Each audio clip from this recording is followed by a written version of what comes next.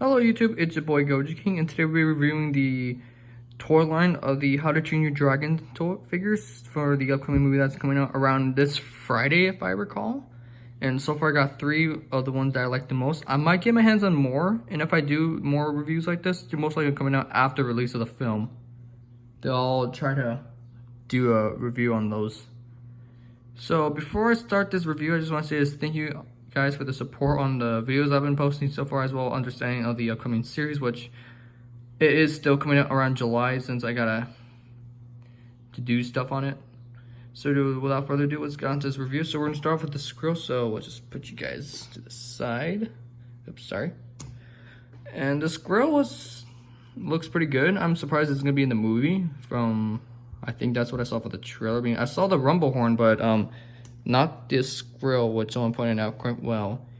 The details looks pretty good. Like the details underneath, it's pretty bland underneath, which except for the chin here, you can definitely see the scales from its head through its body, tail, and the wings. You can see like this little wrinklage and bone membrane to see where the wings will be. And what I noticed about this figure is it has like let's see, y'all can see it has like a little spikes around its chin to its thing here, which I'm sorry if you guys can't see well because I do not have a camera stand at the moment. I might have to get my hands on one soon so I can do it with 2 hands. As for the teeth detailing, it's pretty alright and whatnot. The horns on its head looks pretty cool, almost looks like a ceratopsid type animal. And I noticed is the black spikes on his back, I think as well as the tail, may not be, but are made with entirely new plastic, so I can see now.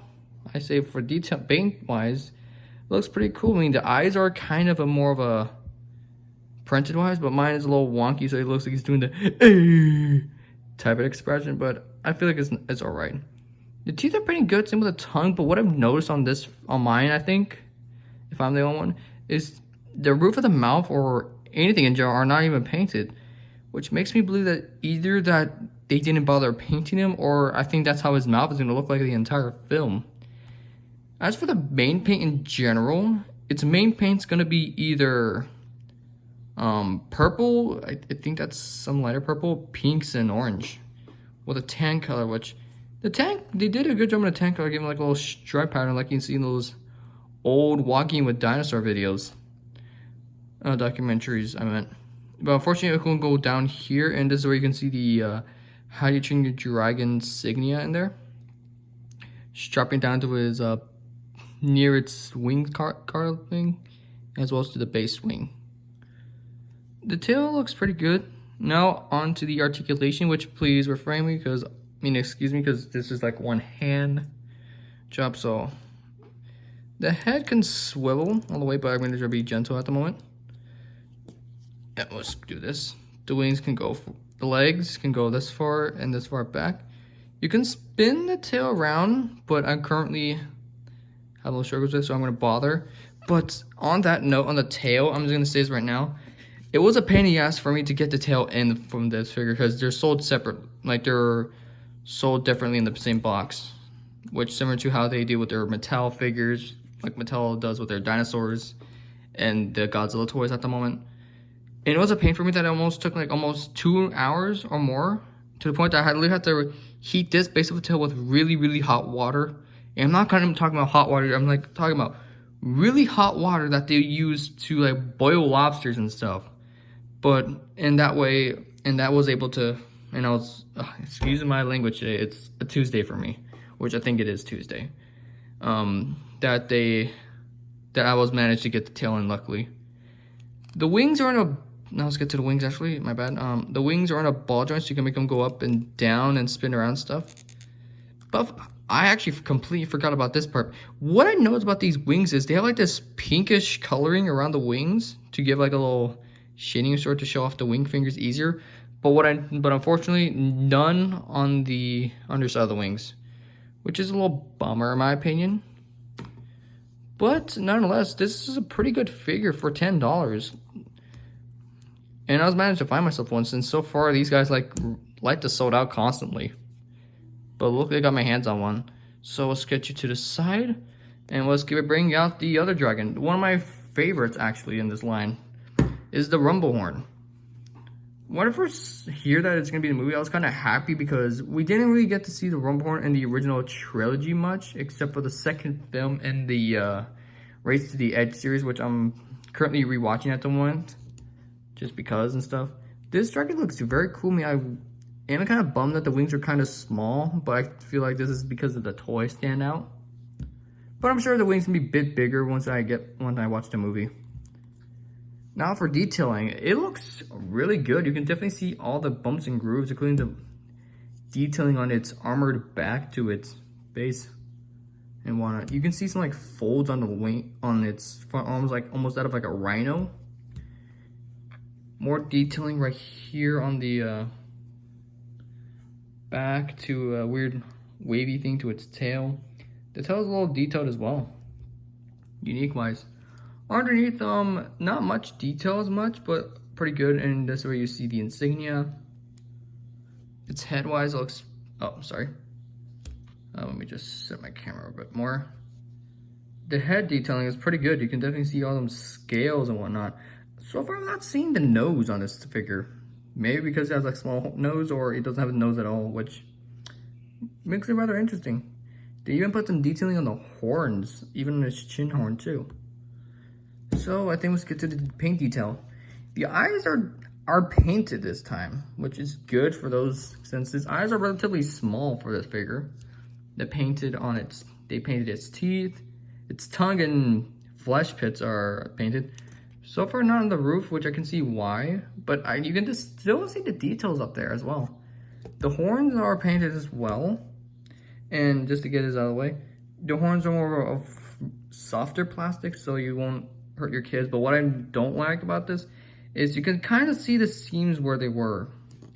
It's not noticeable on the side, but it's very noticeable on the, yeah, it's noticeable right in the front. Which is shame in my opinion, but it's fine, I guess. There's some paint on the chin horn, which I'm gonna call this from now on. There's some pretty good paint on the here, like the little blues outlining the contours of its armored hide with some pinkish purples like spread out unevenly to show its coloring. And underbelly, like almost like the Skrill, but a different color tan, which stops right here at the base of a tail. The wings, however, I'm surprised are even painted. Is like you can definitely see a lot of details on these wings, and it's not even on one side; it's on both two wings as well. But none on the underneath, unfortunately. But that's where you get to see the trademark mumbo jumbo stuff. The tail is painted, so you can definitely see the club nut. Articulation on this figure is quite interesting because his head rotates surprisingly, which I'm kind of surprised. The arms and legs rotate as well. They move front and back, same with the back legs as well. Like the Skrill, it has ball jointed wings, so you can make them move up and down, rotate and whatnot. The tail is also articulated, but be careful because, yeah, that's why. So you just, excuse me, I just gotta, there we go. Sorry, I had to use both hands on this. On my copy, it tends to pop off pretty easily, but that's fine, I guess. But you can rotate the tail, and this tail is made of soft plastic. You can like bend it out of free will, which I should have mentioned that with the Skrill tail, but it's fine. So I do remind you to be a little careful with these because, one, like this figure, it will pop off, and two, since it's a softer plastic, it might likely to break over time if you continue to force on it. Other than that, this is a pretty good figure. Pretty cool articulation on this dragon, which I am even surprised they even bother to giving it this much range. Okay, now last one of this review is one of my favorite dragons, is the Deadly Nadder, or Stormfly people know it as. And I actually love her design in the movie, for the upcoming movie. It looks very cool, and this is what I thought it would actually look like. Well, minus the overbite that they're kind of known for, which most dragons tend to have an overbite. There's some detail-wise, you can see a lot of details on her head, like a lot of scales, a larger scale on the chin and stuff. Even they'll bother even doing scaling around on her nose beak. Her eyes are beautiful. Skin detailing on the back. And they actually bothered detailing on the nasal horn too. Detailing on the body. Good detail on the saddle. This is the rider version, but I'm not going to bother doing the review on the rider itself since there's people who've done reviews on them already, so I'm just, why not bother, since I'm sure you guys are here mostly for the dragons. Good detailing on the tail.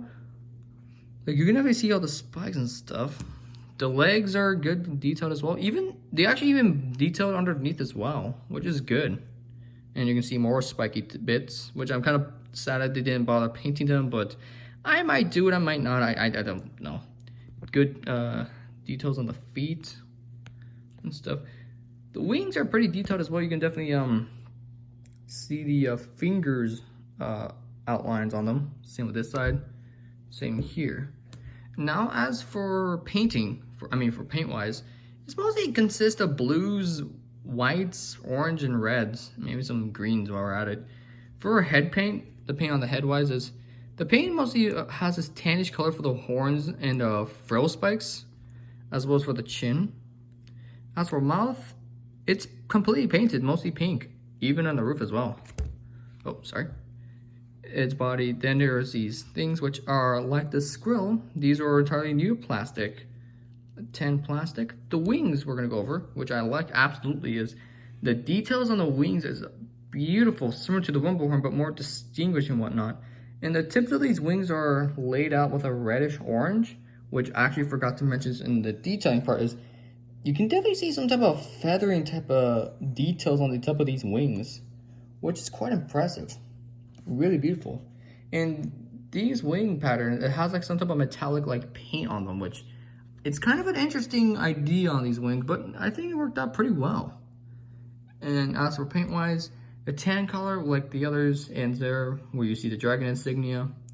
And so far I don't see like the copper on this one, but it's fine. Now for articulation, which this is going to be a little hard on this one, so please please excuse me for this. Okay, this one has a unique mechanic of a hinge jaw, so you can make it go up and down, but it goes down, which is pretty cool. The legs can go forward and back, same with this one. I'm gonna put these down for now. The tails do not have a rotation point, but the tail is quite soft, so it's good for like not hurting kids with them. But like I mentioned with the Rumblehorn and stuff, don't try to bend this too much because it can break. The spikes, I'll mention the spikes at this point because they're made of softer plastic like the tail, so you can make them like go in and out. Same with the horn and nasal horn, so be careful with those. The wings, however, are quite interesting. Instead of a standardized ball joint, which you might have noticed, is it goes up and down and it's softened rubber. Which when I first heard these are happening with some dragon figures, I was kind of worried because I thought they might use like cheap plastic rubber to like do this feature, in which it's most likely gonna break over time. But for my hands with it for a couple of days, I think a week now, in fact, it's pretty good. It's made like a more expensive type of rubber, so it can actually withstand the assault and such. But I would be careful with these wings because they're still rubber, so they can still break. But other than that, they're pretty good. So let's actually get you to stand up, which I'm just gonna. Okay, there we go. Now let's bring you guys back to do like a little conclusion in this review. So far, this is the best dragon figures I've ever gotten at this point. I mean, I might get more, and in my opinion might change during that time. But during now, this is actually the best figures I have. They have good articulation, good paint, and whatnot. Makes me happy that these company, which is Spin Masters, by the way, is currently making these toys, which I think they've done these toys for the How to Train Your Dragon before. I could be wrong. If you guys know, just put them in the comments as well. As well as for the movie itself, I'm definitely looking forward to seeing the movie now, because they are doing pretty good on the dragons at that point. So that is my general opinion. These are good figures. If you guys are interested in getting your hands on these figures, good luck on getting these figures, because I got my hands on them pretty easy at Target. Like the Rumblehorn and the Skrill are $10 each. The Deadly Nadder and Astrid, which I do have her, but I'm not doing a review on her, like I said, is they're gonna cost you $15, which I think you can find it at Walmart too. But I got better luck at Target, which I'm hoping to get more at there. So if you guys are interested in getting them, yeah, I recommend you guys getting your hands on these dragons. Or just get the dragons that you like the most, like the Grunkle or even Toothless, which I might get those into review. But other than that, that is my my review. So if you guys enjoyed my video, hit the like and subscribe button and hit the notification bell if you want to see more of these reviews, because I'm definitely planning to do more reviews of the How to Train Your Dragon line. So be the good times be with you and have a good day. Bye.